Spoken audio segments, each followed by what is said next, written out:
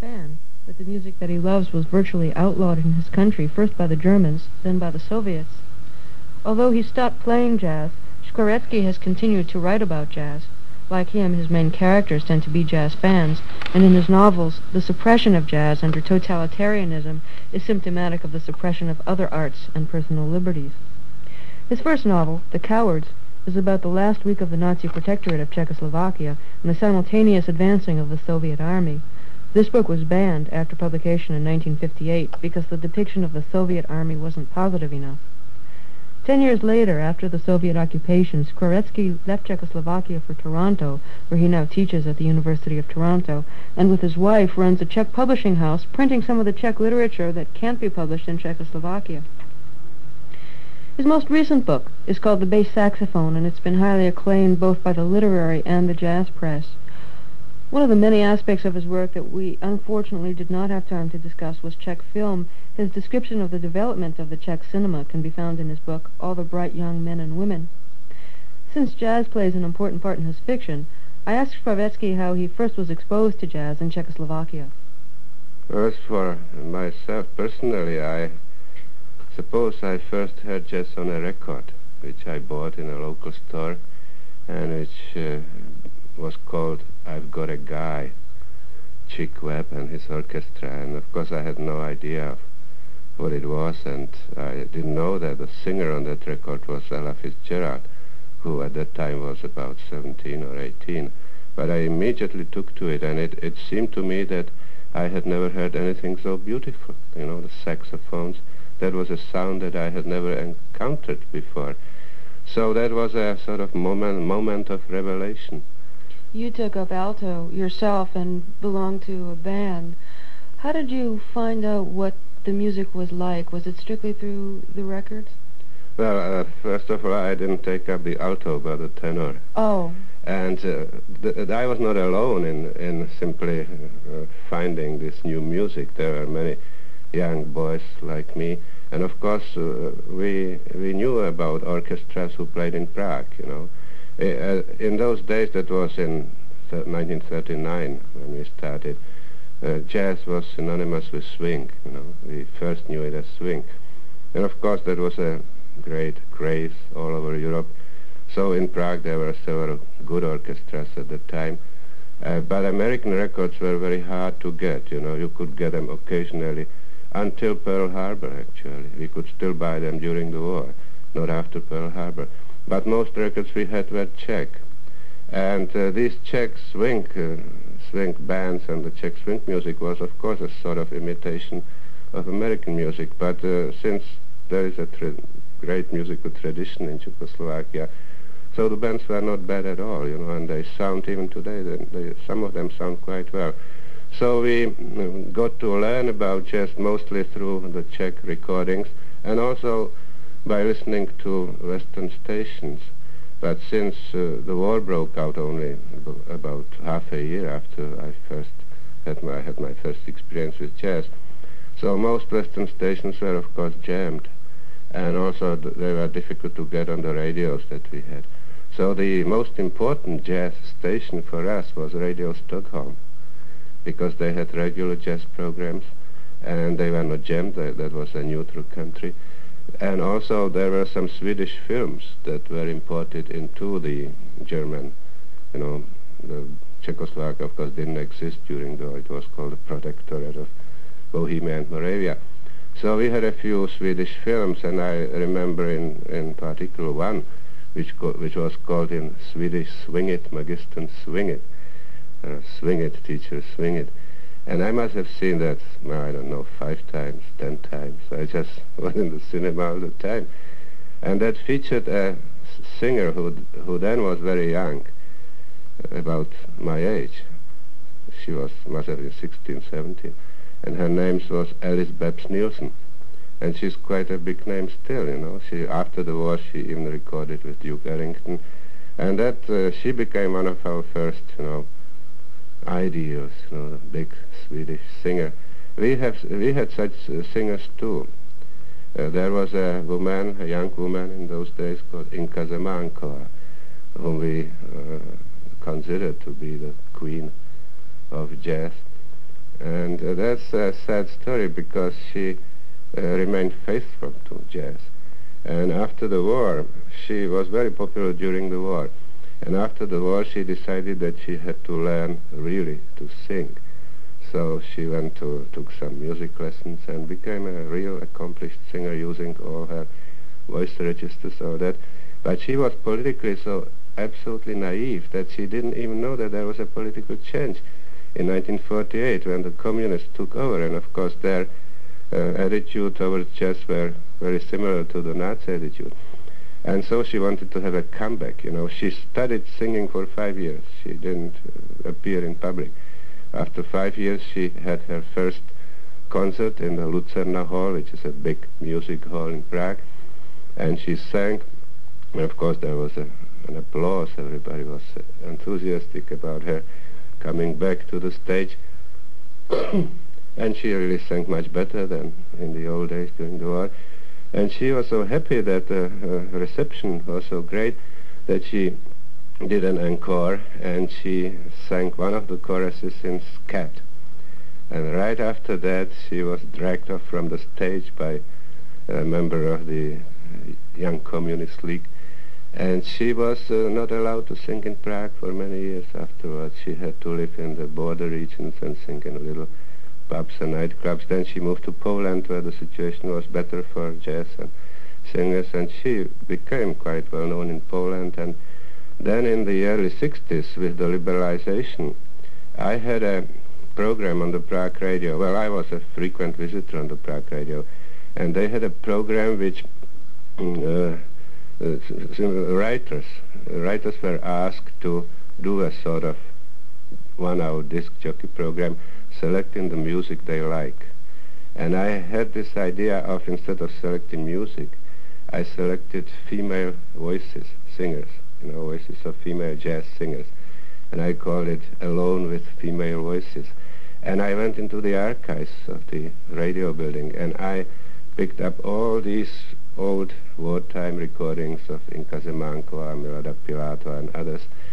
And the program was such a big success because all members of my generation who hadn't heard these voices for many years suddenly, you know, heard them again. So the radio was flooded with letters, and that made it possible for Inka to make a real comeback after 20 years. She was then in the early 50s, and she is now very popular.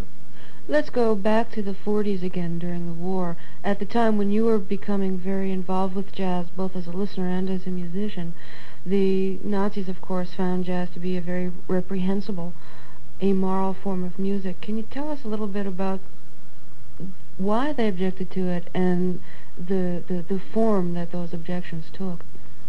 Well, I think you can approach that from a, let's say, philosophical point of view or a political point of view. And I am not much of a philosopher, so philosophically speaking, of course, jazz is a music that is based on improvisation to a large extent, on expression of your personality. But of course, on the other hand, it's also collective music, you know, so it's hard to say. You can always say that it contains some sort of sound of freedom, which certainly is there, you know, because if you play in a good band and if you are a good musician, of course, which I never was, but if you are a good musician, so I suppose the feeling of freedom that this music gives you is great. You can find that in, let's say, symphonic orchestras. There the feeling is also great, but it's obviously based on something else. So philosophically speaking, it somehow expresses some sort of human freedom. And of course, all the totalitarian regimes rest on the suppression of human freedom. So there is something inherently alien. But politically speaking, of course, it's the music that was created by blacks, and it came from America. So you can easily imagine that an ideology like the Nazi ideology, which was based on racial superiority, they didn't talk very much about Negro races because that was not their problem. There were no blacks in Germany. But obviously the blacks were a lower race, you know. I don't know whether they were considered lower than the Jews or not, because, as I say, they never had anything to do with the blacks. But certainly that was a music created by, you know, what they call primitive people. And moreover, it came from America, which was their enemy. So the official description of jazz was judo negroid music. So you can see that they probably placed the Negroes on the same level as the Jews. So naturally they couldn't like it and they couldn't agree. But on the other hand, they couldn't very well, ban it. Because by the time they came to power, jazz, or elements of jazz, permeated every other sort of popular music. So for instance, the most popular German composer of the times, I don't want to say a Nazi composer because I don't know that he was a member. He's still alive and he's still very popular. His name was Peter Kreuder. So he did write a sort of popular music which had very strong jazz elements. He used the saxophones, and of course it was syncopated, and you had trumpets, doing all kinds of sounds. So obviously they couldn't ban it. But they were against it. They certainly didn't encourage it. And there were cases of men, of musicians, German musicians, who actually were imprisoned, sent to concentration camps because of playing a kind of jazz that sounded too wild to the ears of the local supervisors. And, so for instance, I mentioned in my book a sort of set of rules that were issued by these rules never applied to the entire German Reich. This was a local affair in one of the gaus. The gau, that's like, let's say in Canada, a province or a state in the United States, because Germany was divided into. So the local Gauleiter, who obviously was a fanatic Nazi, issued a set of rules.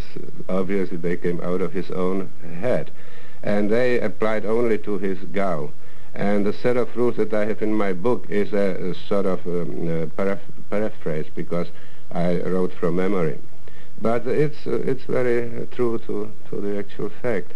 So for instance, number 10, the rule number 10, that all light orchestras and dance bands are advised to restrict the use of saxophones of all keys and to substitute for them the violoncello, the viola, or possibly a suitable folk instrument.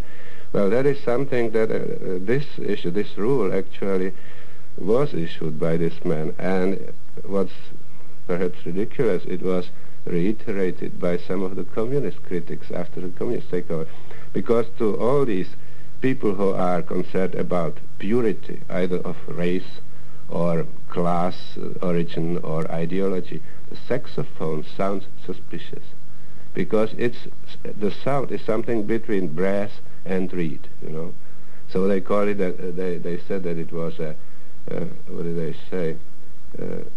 Well, simply it wasn't a pure sound, it was a mixture. So the Nazis didn't like this mixed sound because of their pure race theories, and some of the fanatical communists or Stalinists didn't like it because, again, it was not pure. So they actually, after the communist takeover, they started in Prague an official government jazz band, which was called Jaroslav Ježek Band. Jaroslav Ježek, poor man, was one of the pioneers of jazz in Czechoslovakia, and actually he died in the United States because his band played in a theater, the theater of Voskovec and Werich, which was one of the most, well, certainly the most popular musical theater in Prague, and they were strongly anti-fascist. They produced anti-fascist plays, and Ježek composed jazz music and beautiful songs, foxtrots and blues, with political lyrics. And naturally, when the Nazis came, they had to flee. They all went to the United States. Mr. Voskovec, who is still in America, he's known as George Voskovec. And you can see him on the TV very often, and he played in movies like The 12 Angry Men or The Boston Strangler. And last year he was in a Christmas show he played the father of Virgin Mary or something, He's a very fine man. So Ježek went with him, he died in America. And that, ideologically speaking, was his good luck, because when the communists came, he was safely dead. So they used his name for an orchestra which was to produce the right kind of Czech socialist jazz. And in that band they tried to replace the saxophones with the violoncellos. Of course you can't do that, because the sound is entirely different. And also, well, I said something I think in this book, that it's much easier to learn to play the saxophone than to play the violoncello. And John Sweat said that shows that I don't know much about. Well, of course, I didn't mean that if you want to play the saxophone really well, of course it's difficult and you have to be as talented as if you want to play the violoncello. But technically, it simply is more difficult to play a string instrument where you have to form the tones. You have to be pretty clever with your fingers. Whereas on the saxophone, it's obviously technically easier. So, to young people who want to play, and very, very soon, very quickly, to want them to learn the violoncello, which takes several years before you can do anything. So it was ridiculous. And the band existed for only about half a year, and then it collapsed. What are some of the other specifications in the aesthetic manifesto that was issued in the one town that you were telling us about? Well, for instance, they were all, and again, this is something that the Nazis shared with the communists, they are all against any sort of mutes, the wah-wah and in-head and all these devices that change the natural tone of the trumpet into something that, they called Negro squeaking or whatever, So they are always against that. Jungle tones, sort of Duke Ellington jungle sounds, of course, made them mad. And it's interesting that both these camps, which obviously ideologically are supposed to be so different, have the same attitude. To them, both to the Nazis and to the communists, jazz, of course, you must not forget that the spokesman of the fanatical Nazis and the fanatical communists never knew anything about jazz, They just listened to some wah-wah sound and they decided that this was a primitive, barbaric sound which was not proper for cultured Central European people. So they were against such things. In this set of rules, I also say that the double bass must be played solely with the bow in so-called jazz compositions. And for instance, the ruling against scat singing, actually a Czech guitar player, Vicharek, was sent to a concentration camp and spent about 2 years in a concentration camp because in a nightclub he once sang a song in scat. And there were some SS men sitting there, and they decided that this was a provocation, because what sort of singing is that? Sounds like a illiterate Negro, making strange sounds. So they sent him to camp, actually, for scat singing. That's very interesting, because you think of folk music with protest lyrics as being the music that's going to be banned because it has lyrics that are speaking very explicitly about the government and what's wrong with it. But scat singing is just syllables. There's no literal message in that at all. No, but to a man who believes in the theories of a super race, very articulate German race, if you see a man who is making sounds that make no sound, so that's insulting to him. You say, well, he sings like an idiot, so that's a provocation. And to a, let's say, Stalinist, communist critic who hears these sounds, and he has a vague memory of having heard some American records with some Negro making the same sounds, obviously someone from the imperialist West. So the associations are different, but also it's improper, It's a provocation. In the doctrine that you quote in your book, it also mentions that people should avoid singing Jewishly gloomy lyrics. Yeah.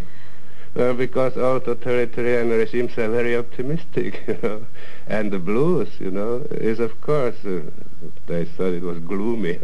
Anyway, it doesn't sound joyful, The Nazis had an official,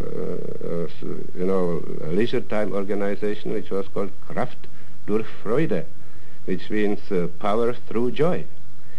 And of course the communists in art, in literature, in music had an official doctrine that socialist art must be optimistic because there is no reason to be pessimistic. Now, after the revolution, everything is okay, so there is no reason for pessimism.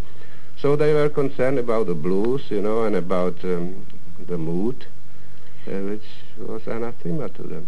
Now, I know that you know of Nazis who enjoyed jazz themselves and who were studying various discographies to see which were the sidemen on the records that they had in their collection.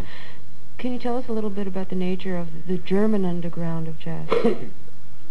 Well, first of all, I wouldn't use the word Nazis, for the people for the German soldiers I saw enjoying jazz, because if you are a German and if you are a man, so you are simply drafted into the army. And then, of course, all the others saw you as a Nazi soldier. But many of these people were not Nazis, necessarily. Nazis were, in the SS, in the Gestapo, and in the party, of course, first of all. But I did see quite a few German soldiers in my native town who would come to the pub where our band was rehearsing, and they would listen to it, obviously with great enjoyment. And a few times we were even approached by them, and they told us, well, we like this music too, and we have just been in Athens, in Greece, and we were given this sheet music, and would you exchange it for use? And they obviously traveled across Europe with their unit, and they were exchanging this sheet music. And there is a very well-known story about Paris, where a German officer, and I'm not really sure whether he was an SS man or an ordinary army officer. I think he was just an army officer by the name of Schulz Köhn, actually covered up for Delaunay, who is the author of the first jazz discography. And I understand there were even some American soldiers who hid in Paris, parachuted or something, and they helped him put together the discography. And Schulz Köhn is still alive. They call him now Dr. Jazz, and he was a German soldier. And there is something which many people don't believe, but is documented. Unfortunately, this has never been published in English, but there was a jazz band in Buchenwald, which was one of the worst Nazi concentration camps, a swing band, a big band, which performed for a certain time, I don't know for how long, but I have read an article by a member of that band who is Czech, and most of the musicians were Czech and French, because those were the people who were in the camp. So, and of course there was this famous band in Theresienstadt, the Jewish ghetto, who called themselves the Ghetto Swingers. And only one of them survived, Mr. Vogel, who I believe is still alive in the States, So there was a jazz underground, and of course among the Czechs, the students, there was a great number of amateur bands, mostly student bands in little towns that performed. That was a real underground. What was the nature of the bond, if any, that was formed between the young Czechs who listened to jazz and the young German soldiers who also listened to jazz, who, aside from this interest in jazz, were basically enemies? Yeah. Well, I don't want to create the impression that that in the German army there were thousands of such people, I think that I saw them on only 2 or 3 occasions.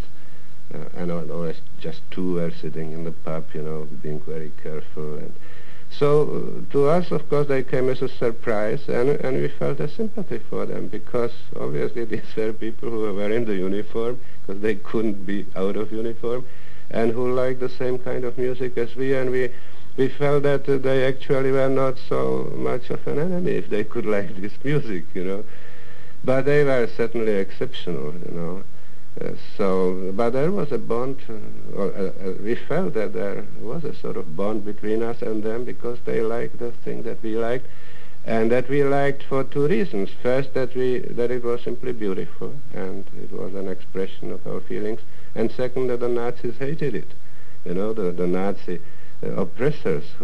And suddenly you had these German soldiers who shared the same attitude, so obviously they couldn't be ideologically on their side, really, But as I say, I don't want to say that this was a mass movement in the German army, certainly not, Was the population surprised when the Russians came in after the Germans left and had similar aesthetic doctrines that were being laid out as the Germans, where free art or anything expressing pessimism was going to be banned again?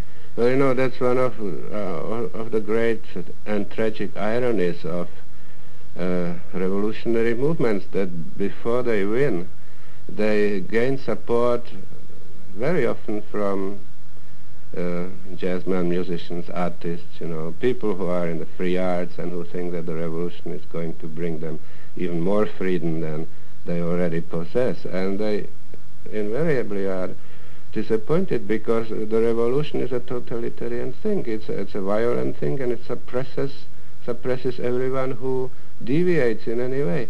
And once it gets established, so it creates its own power structure, and then the types that you see in all power structures become the bosses in the post-revolution power structure too. It requires a certain type of mentality to be the boss and to suppress the others. And then of course everything is, and then all these careerists, come in, and they are the ones who spoil everything. So, for instance, jazz, as I told about the Jaroslav Ježek, I told you about him.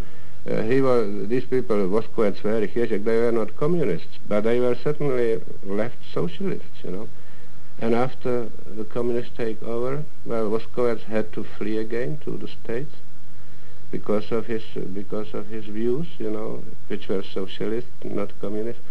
Werich remained, and for several years he was not allowed to act.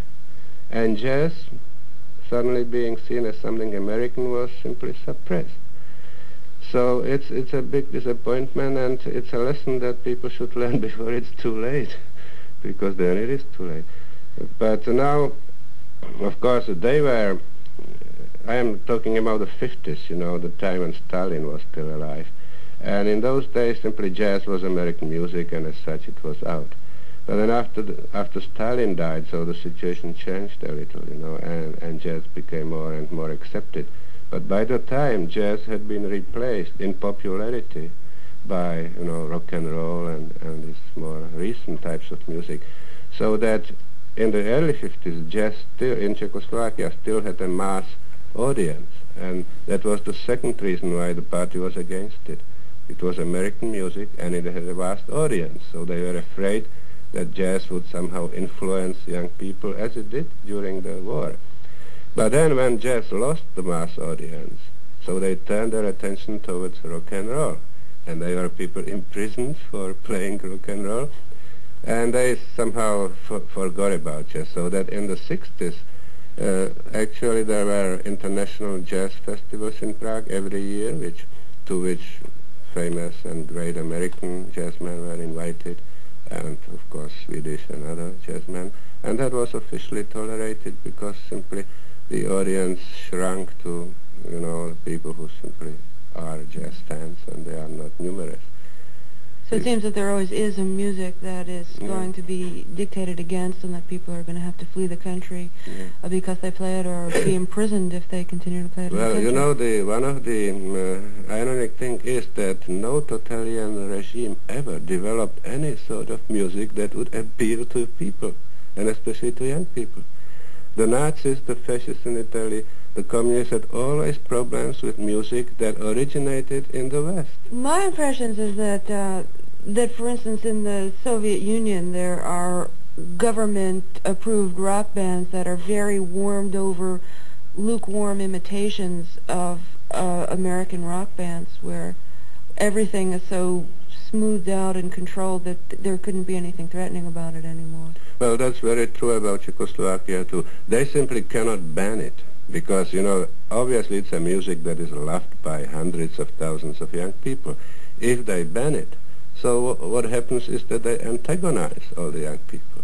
So they try to, as you say, dilute it somehow, make it more palatable to the bosses, So that's the same phenomenon exists in Czechoslovakia. If you listen to the recent records from Prague of so-called rock music, so it's not really rock, it's very smooth, and the lyrics are again optimistic, and very sentimental, very kitschy, it's terrible. But besides, of course, there exist unofficial rock bands, amateur rock bands, which play the acidest rock that you can possibly imagine. But they are amateur bands that just don't appear in public. They play for themselves and for their friends. Now, you've been living in Canada and have been doing fairly extensive traveling through America, and that's given you the opportunity to hear jazz in the country of its origin. Has your attitude towards it, or your feelings about what kinds of climate or factors create jazz, changed at all in your American experiences? Well, you know, my American experience with jazz was very strange because for the first time in my life I was able suddenly, you know, to see in person people who were legendary names to me. For instance, if you remember, he's still alive, the bass player Bob Haggart. You know. He became very famous in Bohemia during the war because of a recording.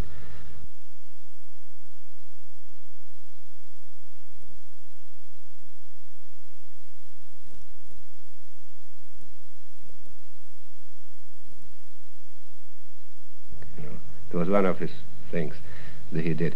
And to us, Bob Haggart was just a mystical almost name. And actually, when I was about 16, I wrote a long poem which was called Haggart's Inspiration. That's another recording by him. Of course, I knew nothing about him, and so I created a sort of musician who has an inspiration, and the inspiration is, of course, a girl, and he composes a song. And it was a long, epic poem. He was there, and he had a cold like I have today.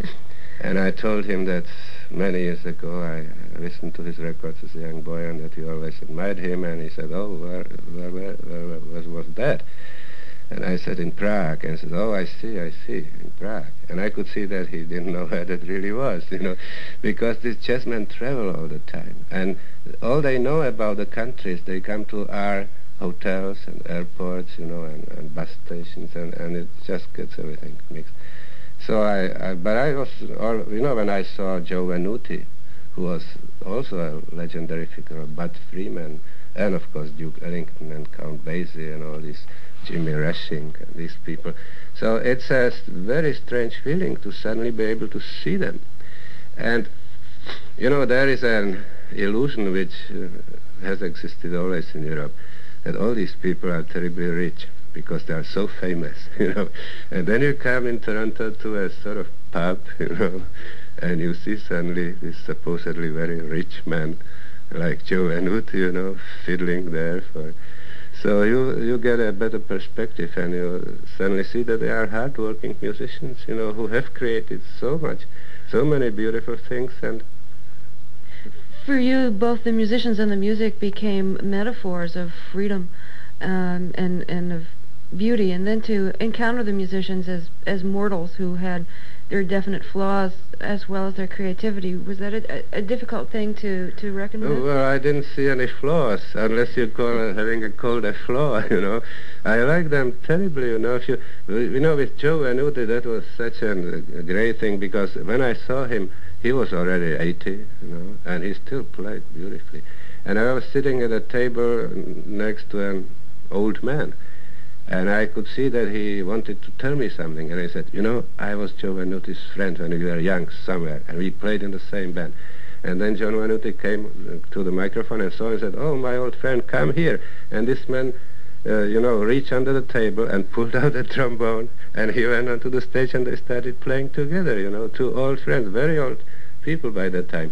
And he had false teeth, so then he developed trouble with his teeth, but he put them back and they played. So I didn't see any flaws. They were just very marvelous old men who still produce great music. So to me, when I say that they were legends to me, legendary, I could even enjoy them even more when the legend came alive, you know. If you're just joining us, my guest is Josef Skvorecky, the Czech emigre writer now living in Canada, and his most recent novel, which you've probably heard about, is called The Bass Saxophone. I had read in an interview with you that you said that you became a writer because you weren't satisfied with your musicianship. So out of your musical frustration, you took up writing. Is that really true? Well, that is true. You know, I really, when I was 15, 16, 17, and I was trying to play what we then call jazz, and nowadays you probably wouldn't think very much of it. It was simply swing. So when I realized that I wasn't good enough to become a really professional musician, and so I started writing about it. And I must have started about 10 jazz novels when I was 16, 17. I never finished them. And of course I soon realized that my powers that I had much greater powers as a writer. Now, in your country, Czechoslovakia, your literature became as controversial as jazz was. In, I think it was 1958, your book, The Cowards, was published, and it was much acclaimed and well read. And then the climate turned around, and it was, well, what was the reaction to it? Well, it was banned, you know. Well, it came out shortly before Christmas. For about a month, nothing happened, and then suddenly in January it was banned, and I was under a barrage of, reviews, very, very bad reviews in the party press, and I was fired from my job because of that book. And several editors who were responsible for the publishing of the book were fired, and there was a great purge in the publishing houses, and it was a major clash between the party and people who just wanted to publish new, good books. What was it in your book that you think was most offensive to the government? Well, that's the same thing as you were saying about jazz being not political and having no protest lyrics, and yet, inciting so much hatred. The book, the book is now in print in English. Echo Press has just published a new edition, so you can read it. It's not political, but you would have to know something about the socialist, realist, literature that was mandatory at that time. A socialist realism is something that has never been defined, but it simply means that the writer must not follow his own vision, his own instincts, his own knowledge, but he must follow rules like this Decalogue. So, and my book is about the last days of the war. And the official version was that the courageous Czechs were fighting the cowardly Germans, and then the great Red Army came and saved them all. That was the official version. And if you wrote a book about it, so you had to have what they call positive heroes, the courageous Czechs, the negative heroes, the bad Germans, and then the Superman, the Red Army man. And of course, I lived through those days. I was in the Czech underground and so on. So I saw it with my own eyes, and I described it as I saw. And there were some courageous Czechs, others were cowards. And the Germans by the time were beaten, and they were just trying to save themselves. That is not valid about the SS, The SS came on the very last day, and they were very vicious, and of course that's another chapter. But the regular army, that was the last days of the war, and when they have survived for so long, so they wanted to get as quickly as possible to the Americans, because they knew that American captivity was something quite different than Russian captivity. And then came the Red Army. Well, first of all, there were no Russians in that army that liberated my native time. They were people from the Soviet republics in Asia, Only the officers were Russians. And of course they were fighting soldiers, so they were dirty, they drank a lot, they were after girls, they were like any other normal soldiers. They stole watches, because at the time there was a great shortage of watches in the... So I simply describe that not with any intention to slander the army. In fact, if you read it, you will read a passage in which I describe a Red Army band, which plays some sort of folk music, probably Georgian or something, because these people are not Russians, and which I like tremendously, and I even compare it to jazz. So if you know me, you know that if I compare something to jazz, I don't mean to be slanderous. But since the Red Army in my novel appeared as it actually was, so that was considered, an insult and slander, and the fact that I didn't mention that they were Russians was slanderous, and that was the reason for the explosion. You lost your job because of that book. Was any other thing done to your person during your career in Czechoslovakia? Well, I lost my job, and of course I was not permitted to publish anything for about five years. And for a few days it looked as if I would be arrested. There were, indications that, because I was called terrible names, I was called a fascist, an imperialist agent, and even an anti-Semite, which is very ridiculous in my case. And so all kinds of names, because these people who write for totalitarian press don't think, they just use labels, and there is a wide assortment of those labels, and once you do something, So they put all those labels on you. You may be a Jew and you still may be an anti-Semite and whatever, you know. So for a few days it looked as though I could be arrested, but the times were not really well suited for that. That was after Stalin died and after the 20th Congress in the Soviet Union. So they just fired me, and as I say, I wasn't allowed to publish anything. But I got another job, you know, from a man who was a Communist Party member, but a marvelous guy who in his youth used to be a surrealist, you know. And these were always good. So he gave me a job, and when the party learned about it, so they ordered him to dismiss me. And he pleaded with them and said, well, you know, he's still young, and he didn't know that he was doing something so bad. And so they eventually said, all right, keep him, but you must lower his salary. So he had to lower my salary. But he made up for it at the end of the year because he gave me a bonus, you know.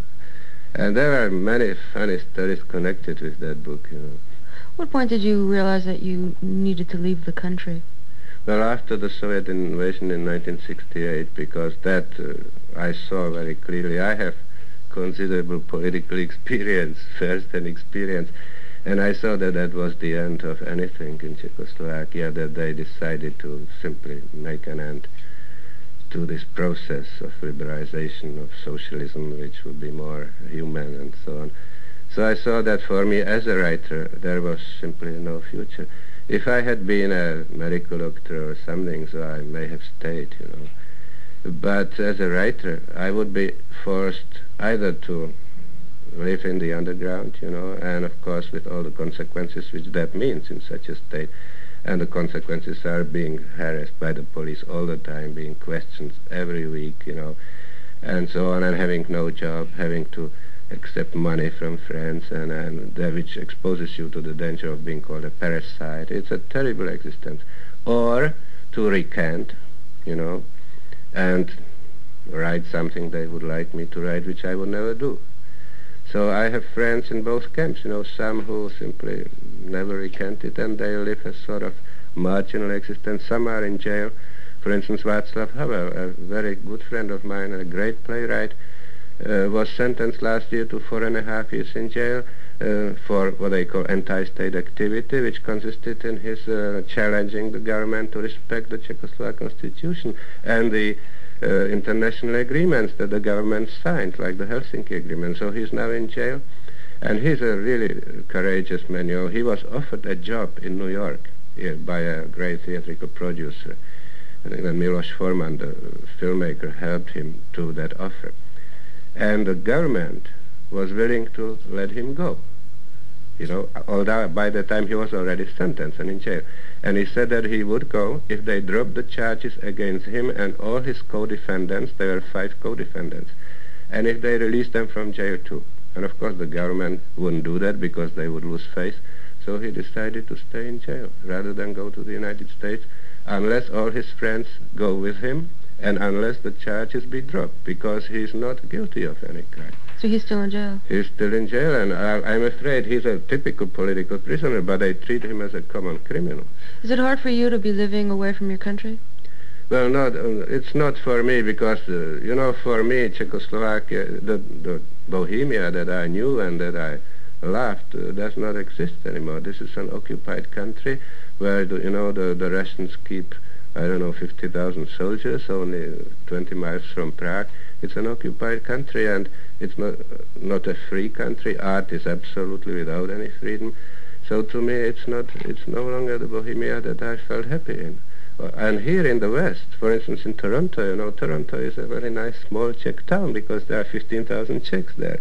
We have a Czech theater, you know, and as you know, we have a Czech publishing house there. So I feel much more at home now in Toronto than I would feel in Prague.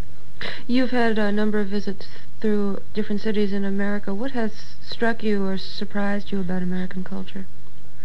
Well, that's of course a big question. Well, I have been a sort of student of American literature most of my adult life. So America did not come as something absolutely new or Yeah, I should mention here that you've translated Faulkner and Hemingway into Czechoslovakia. And, you know, America is my love. I love the country, I love the music, I love the literature, and I like Americans. I know about their faults and so on, and they are quite obvious, but that doesn't mean that that would detract anything from my affection for this country with all its great problems. They always blame the Americans for things like racism and urban poverty and all these things. That's easy to do from Europe, where they don't have these problems. In Prague, where there are no other races but the Czechs, it's easy to criticize a country for its racial problems because the problem doesn't exist. But in the 60s, there was an influx of black students from Africa. I don't know how many, maybe 2,000 of them came to Prague. Not from the States, these were all African students. And immediately we had a racial problem. With the same attitudes, they call them black mouth, which was a very dirty word. Immediately you had these stupid people who developed a dislike towards them because they were different, and suddenly you had a typical racial problem in a country which always had criticized the states for its inability to solve this very complex problem satisfactorily in a very short time.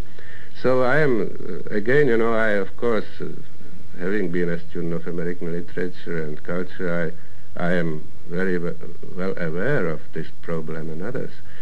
But I think that at least people are trying very hard here, and I think that the situation is much better than it was, and hopefully it will get better.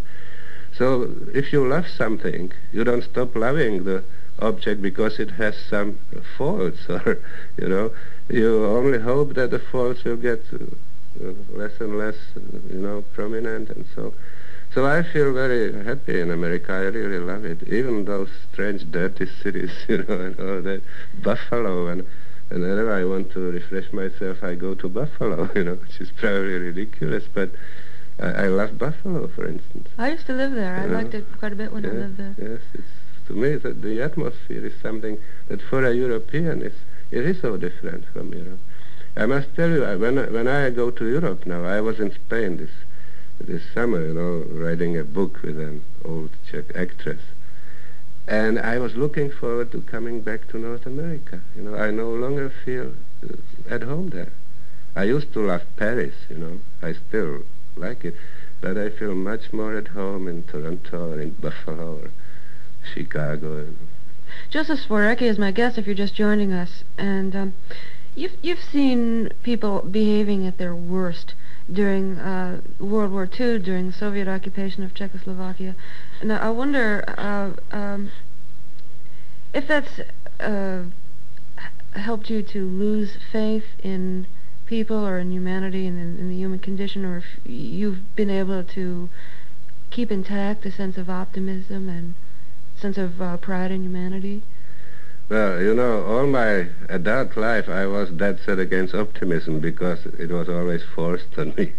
But in fact, I am, all along, I'm an optimist. I think that, of course, there are many bad people, nasty people, and people that are really incredibly nasty and bad. But there are also the other people, who are basically good. They have, again, their faults and all that. And I believe that eventually, if there is any future at all, it may of course end in a big bang or something. But if we survive all these perils that are around, then eventually humanity will come to senses, and that the future, I'm not saying that it will be a paradise, I don't believe in utopias, but that it will be livable. You should help me here because Abraham Lincoln once said something which appealed to me very much. I don't know if I'm able to quote it verbatim, but he said that you can fool all the people for some time, and you can fool some people always, but you cannot fool all the people for all the time. And that I think is very profound, Because, look at the Germans, during the war, of course, everybody thought, oh my God, these are the murderers, the killers. If you are German, you are a killer. Now, 25 years after the war, West Germany is a very democratic state with people who speak the language, the sound of which I irrationally don't like very much because it associates with things, but I try to fight that. But they are nice people, very hospitable, and many of them more democratic than any. So I believe that humanity can grow up somehow. It's probably a long process and a hard process, but historically speaking, I'm an optimist. Personally, I'm a pessimist. I don't believe that I will live to, for instance, see my old country free again, because, the Russians are there and they are going to stay as long as they can. I'm afraid they can't stay there for very long. So personally, I'm a pessimist, but I think that unless there is some real great worldwide tragedy, that humanity will eventually develop to a better kind of living. You can see that, in spite of all those upheavals and revolution. On the general level, there simply people live better. You are now writing in a much more hospitable climate, living in Toronto. Has the themes that concern you in your literature changed as your environment changed? No, fortunately I am one of those persons who can write anywhere. And as I told you, since there are so many Czechs in Toronto and in North America, so I can continue writing about the people I know best in another setting. And I consider myself to be now a real exiled author. That means I write about Czechs in America, using even their language. I think that's quite all right. I don't believe in this, weepy attitudes. My God, they have driven me out of my country, and here in this foreign world I will perish because it's so alien. It's not alien, it's different, but basically people are very similar everywhere, When I teach at the university and when I see the young people with their problems, well, my God, are exactly the same problems that we had in the German protectorate, So people speak different languages and they have certain different local customs and attitudes, but basically they are very similar. So, and the Czechs who live in America are simply Czechs, like a tribe, They speak a dialect of Czech, which is, of course, permeated with English. So I don't feel any estrangement or any lostness or alienation. Do your books have any distribution through an underground in Czechoslovakia now? Oh, yes, they do. My wife founded a publishing house 10 years ago now, the 68 Publishers in Toronto, and that has grown quite considerably. We are now publishing about 22 titles every year. And these books, I don't really know the exact numbers, but about between 200 and 300 copies of each book are smuggled into Czechoslovakia. And there, of course, the people who have them, each of them has friends, and they borrow it and they again lend it to other friends. So that, for instance, people who own a book have a long waiting list, and they just, people can borrow it for 1 or 2 days and then they must return it.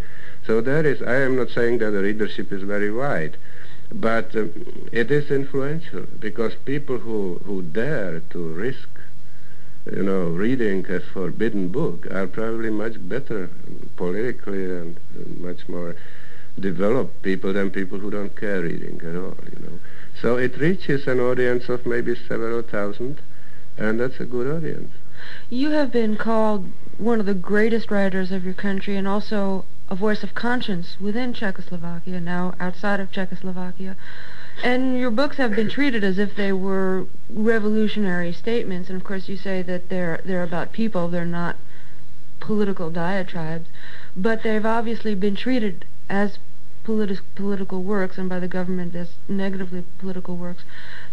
What kinds of what power do you think literature has as a political statement, and by that I don't mean a political manifesto, but to affect change or to raise consciousness or to give spirit or energy to the people who read it?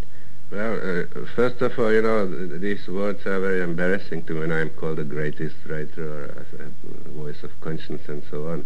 I am doing, I hope, my best, but I was a very popular writer. That I won't deny, But whether I was great or small, I don't know. I was very popular. I had really a large readership, and I still have. And as for the political, impact of literature, that's of course a very complex question. I would say that there are two possibilities. In a country like this, which is basically, in the ideological sense, very apolitical, because American politics doesn't have much to do with ideology. You have these two parties. They are becoming more, let's say, ideological, quote-unquote. But basically, there is easy transition between them. You have senators who Republicans who switch out and so on. So in this country, there exists a political fiction which simply is critical of certain social drawbacks of American life, which is directly political. If you take people like James T. Farrow, these are political novels, and there are even more political novels. The early Howard Fast, for instance, he was ideologically political, he was a communist and so on. But if you live in a totalitarian country, so there you are required to be political in the sense of the ruling ideology. If you are not, if you simply write about reality as you see it, so in terms of Western thinking, apolitical, just describe life as it is, you become very political because people say, well, that's how it is. That's not how these other guys are writing. They are just, communists or something. But this one, he writes about life as we know it. And suddenly you become, in this sense, very political. So, for instance, the coverts, which, as I say, certainly contain no ideology, became very political because people said, well, that's how it was. This is the truth, not as it was described in other books, the end of the war, the ideological books, because that's nonsense, the heroes and the villains and so on. This is how it was. And that's why I became, in this sense, a political writer. And then, of course, came the ban, and as soon as you ban something, so, of course, you become a center of a political controversy, and in that sense you become political. But I myself was never a member of any party, and I always mistrusted all ideologies. I believe that in many of them there are, pieces of truth, but they are always overdone, So socialism, well, why not? That's a good idea, social justice and so. But once you become a Marxist-Leninist, an ideological man, so you start distorting things.